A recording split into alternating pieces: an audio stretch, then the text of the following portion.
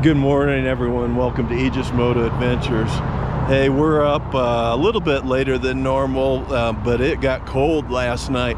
Oh my goodness, I think it dropped down in the 30s here in Gunnison, Colorado. Luckily, so far the bikes are starting, so things are good. But we're going to head up into the mountains here shortly.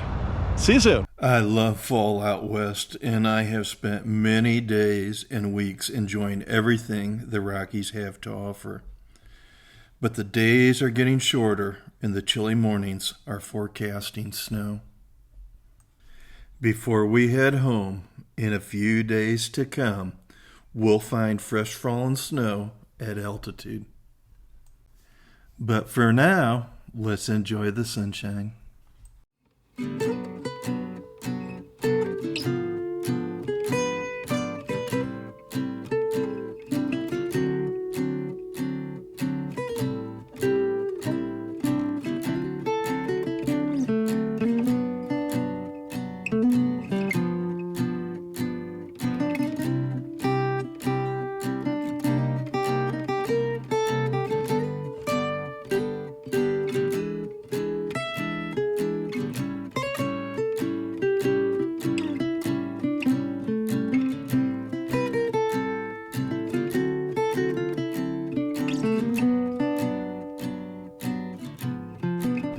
This morning we head east on Highway 50 and go past Sargent's where we came in the day before. We will be intersecting with the TransAmerica Trail and head up into the mountains once again.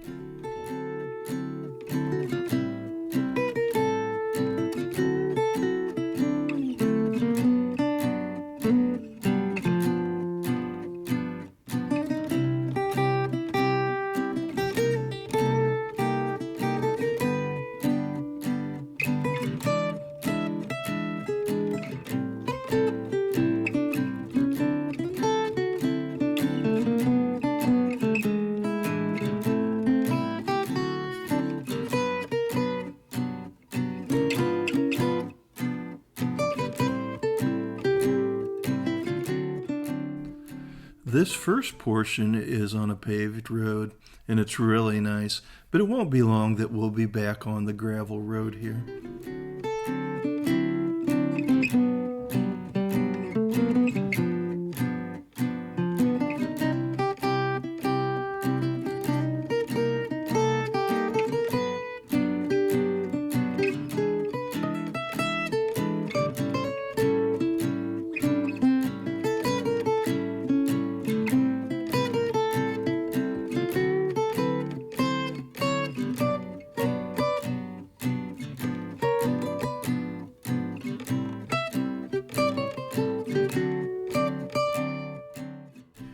We were steadily climbing up this narrow valley. I can't find a name for it. I'm sure it's named.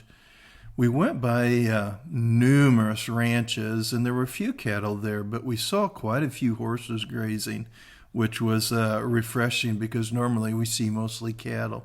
They're beautiful.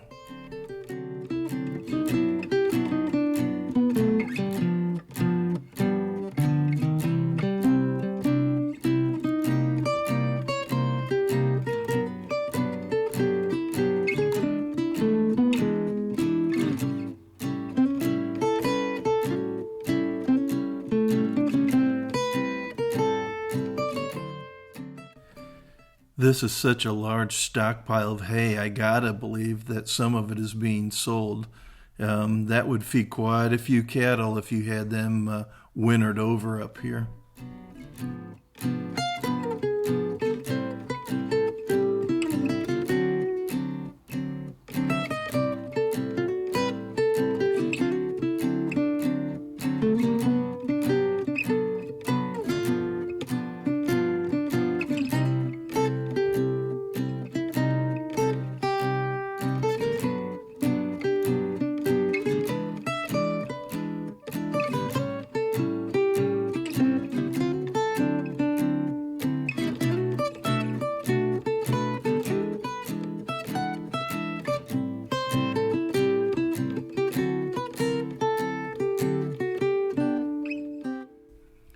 Even though we've made it to the gravel road, we're still climbing gradually. It doesn't appear that we're going to have the big quick ascent like we had yesterday. There's a little bit of a switchback, but not too terribly bad.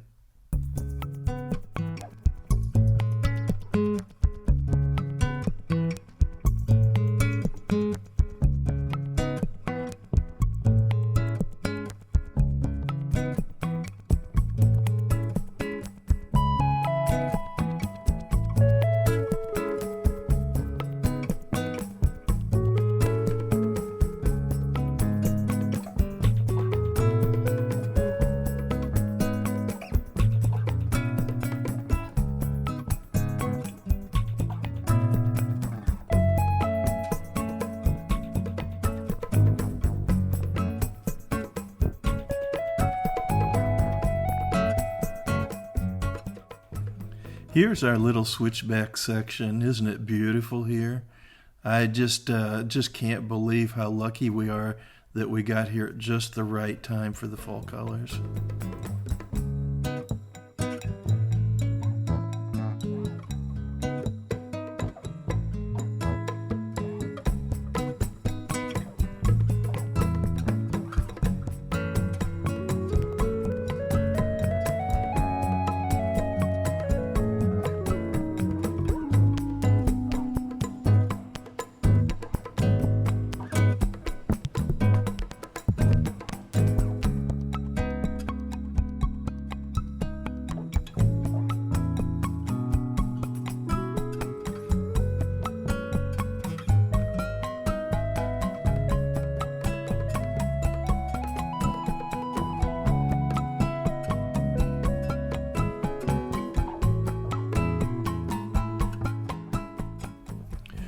What was interesting in this section is we got up to the pass fairly quickly.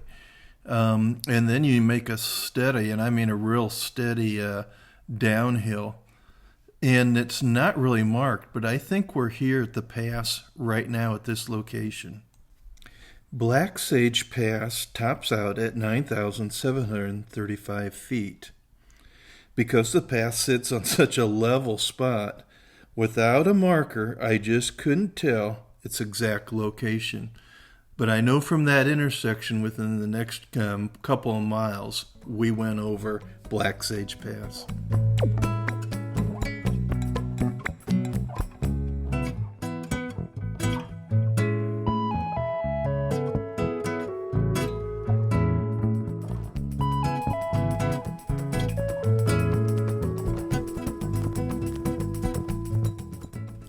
Straight ahead is Tomichi Dome.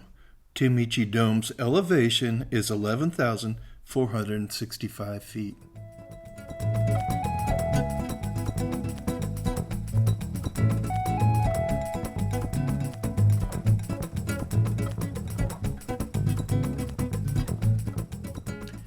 This ranch had to be tailored for tourists and hunters and travelers. They had a lot of room for lodging here. And what a beautiful place with a lot of access to a lot of four-wheel drive mountain roads. Based on what we heard from Richie and the fact that this is on the TransAmerica Trail, I got to believe that this is a popular road that's taken, especially when we pass by this dirt biker here. Out west here, pretty much all we saw was dirt bikes.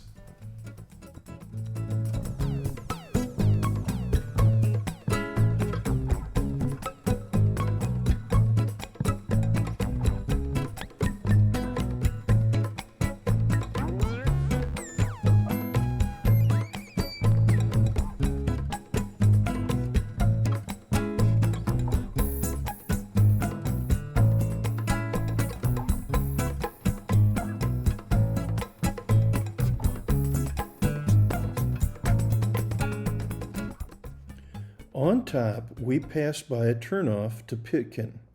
Forest Service Road 763 heads north and over Juanita Pass at 10,308 feet. Even though this is not on the TransAmerica Trail, I believe this would have been a great side excursion to make. Later in this video, we go to Pitkin, and taking this cutoff would have eliminated a short section of the TransAmerica Trail. but I think it would have been a better ride.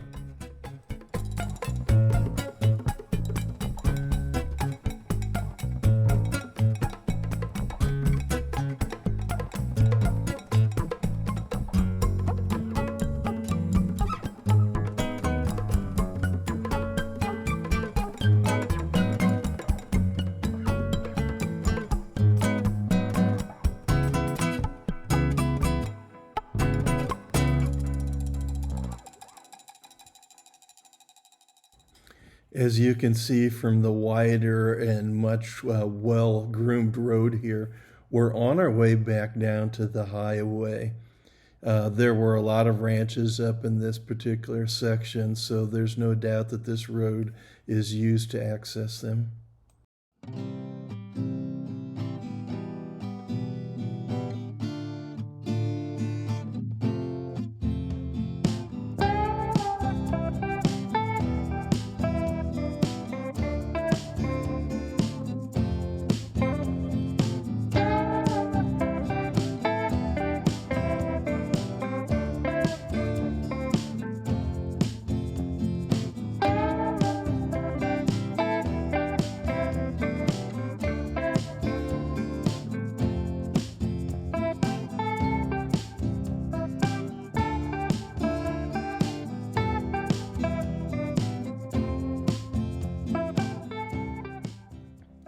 We didn't see any animals while we were up top. I'm sure it was too busy up there, even though there wasn't many people up there, to have too much of the wildlife real close to the road. But we're about ready to see a coyote out in the field and try and have some fun with it.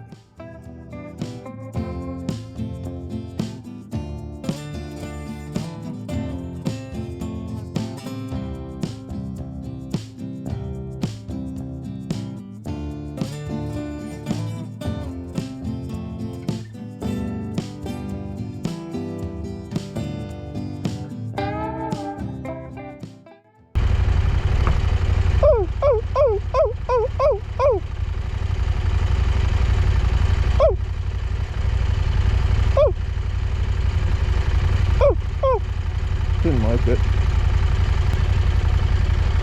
He's relaxed now. I think he sat down. You can poke fun at this redneck, but in recent times I called in 2 coyotes using a dying rabbit call on my cell phone in New Haven, Indiana. Luckily, coyotes are curious and will often investigate sounds. How about that?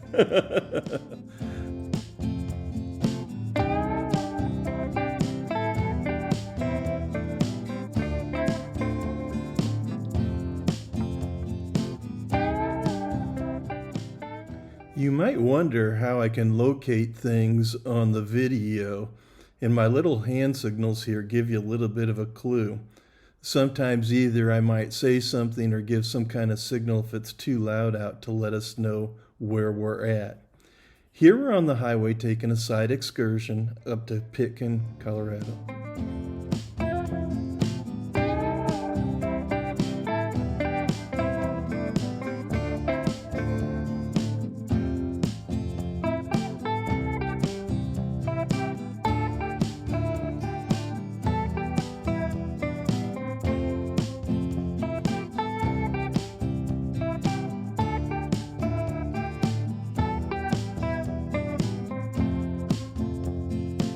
On our way to Pitkin, we are riding up Quartz Valley.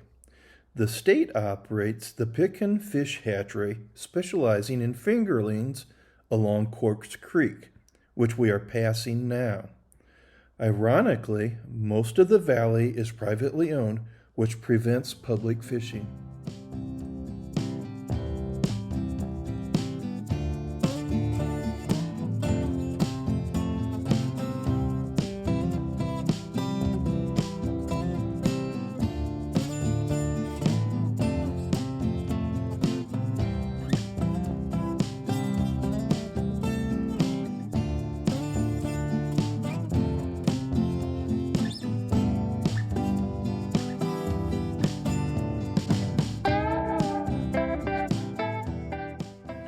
Along the way, we pass Indian Head Rock, so named because a portion of the formation resembles a Native American profile. As a matter of history, the surrounding area was once part of the Ute tribe's territory.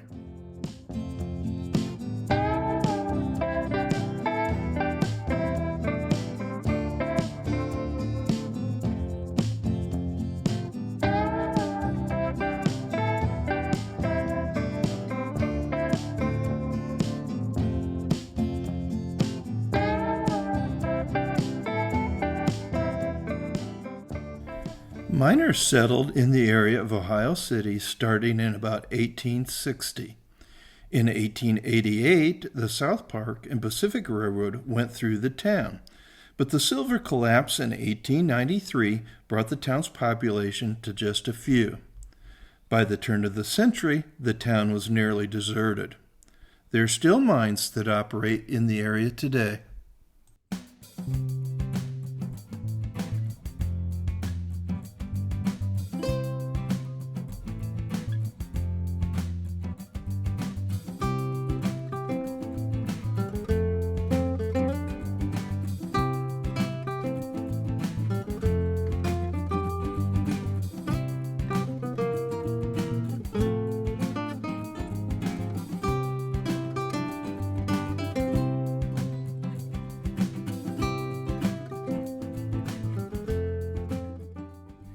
After leaving Ohio City, we are still following along Quartz Creek, but the valley gives way to just the drainage as we climb higher into the mountains.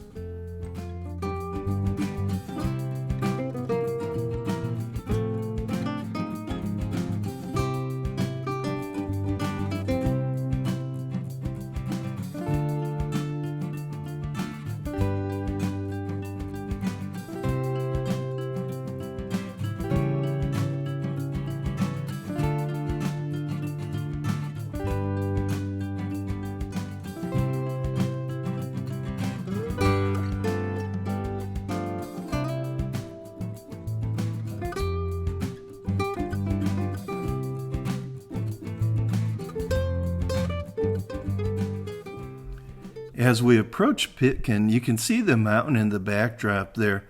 I'm not sure which one that is, but that range has several mountains in excess of 12,000 feet. Pitkin is believed to be the first mining town west of the Continental Divide in Colorado and was established in 1879. Pitkin marks the end of the pavement, but 4WD roads head further into the mountains. In 1880, the population was near 2,000, but today only stands at about 72. Northeast of Pitkin is the Alpine Tunnel.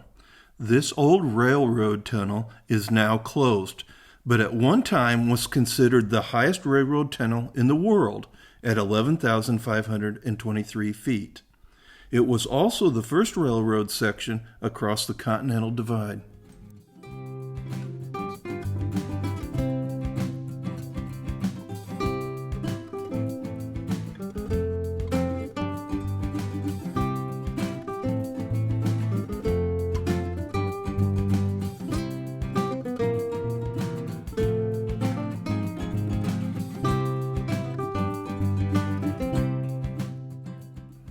On our return to Gunnison, Colorado, I saw this military aircraft cargo plane doing touch and goes out of the Gunnison airport.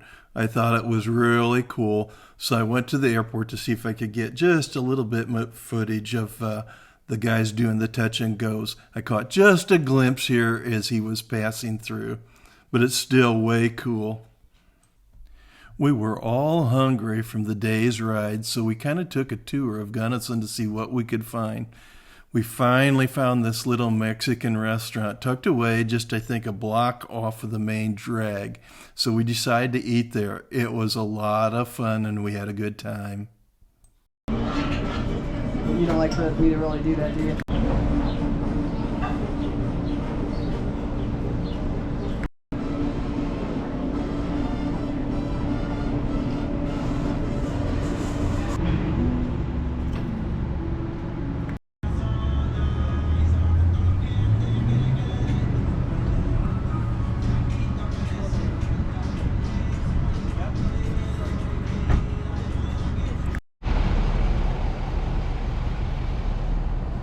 look at these two.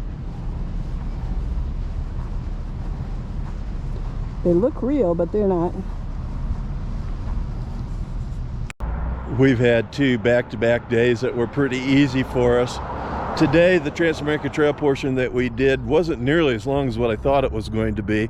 For some reason, there was a little mix-up on the map distance, but that's okay. We went and did some sightseeing, and then we went late afternoon. We had some dinner in a really nice cantina here with Mexican food, so that was a lot of fun. Well, tomorrow we'll get going back on the road again, but I've got a little bit of twist, so I'll let you know tomorrow morning.